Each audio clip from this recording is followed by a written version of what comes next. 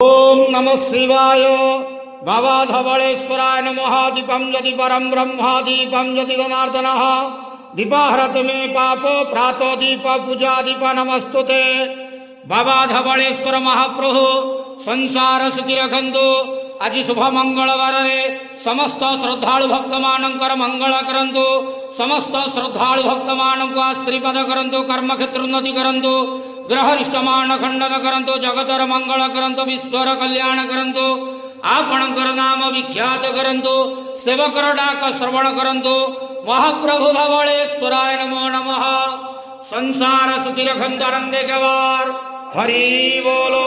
आज शुभ मंगलवार समस्त श्रद्धालु भक्त मानकर मंगल करंतु। आनंदे गवार हरि बोलो।